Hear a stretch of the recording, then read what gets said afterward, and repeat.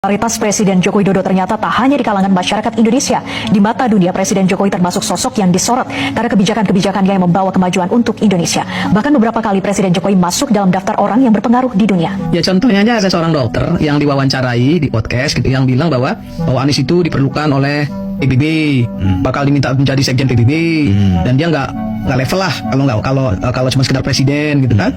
Kemudian bilang juga bahwa Anies itu dibutuhkan oleh dunia karena untuk mengamankan perang dunia ketiga. Itu kan hal-hal yang bodoh menurut saya. Sangat bodoh. Nis, suatu saat nanti kamu bakal jadi orang besar.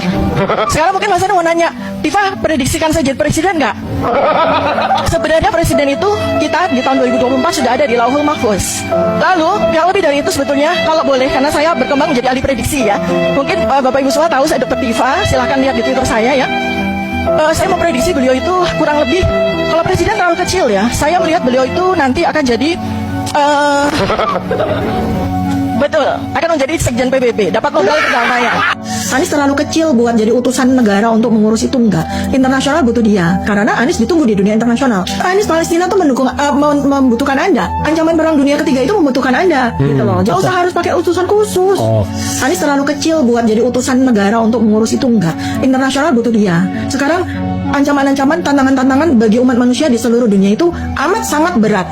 Jokowi kembali membuktikan kapasitasnya di panggung global. Setelah purna jabatan presiden, beliau kini menjadi Dewan Penasihat Ekonomi Dunia oleh Global Bloomberg New Economy, duduk bersama pemimpin, investor, dan tokoh global lainnya. Sementara itu, klaim Anies Baswedan sebagai calon sekjen PBB hingga kini nihil prestasi dan bukti nyata. Dalam video ini kita kupas tuntas prestasi Jokowi, sorotan internasional, serta fitnah dan klaim kosong yang diproduksi gerombolan Anies. Saksikan, bandingkan, dan tentukan sendiri. Siapa yang benar-benar berdampak bagi Indonesia dan dunia, dan siapa yang hanya sibuk mengulang narasi kosong? Jangan lupa like, comment, dan share jika kamu ingin dunia tahu fakta sebenarnya. Bayangkan, sebuah momen bersejarah bagi bangsa ini. Bapak Joko Widodo, setelah purna jabatan presiden, tidak hanya berhenti di dalam negeri. Justru sebaliknya, langkah beliau kini melesat ke panggung global.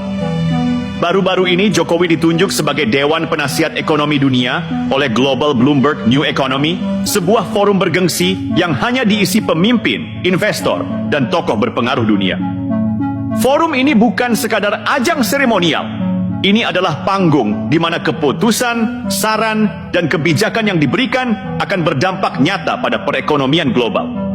Dan Bapak Jokowi, dengan rekam jejak kepemimpinan yang menakjubkan selama 10 tahun, diakui sebagai sosok yang mampu memberikan perspektif strategis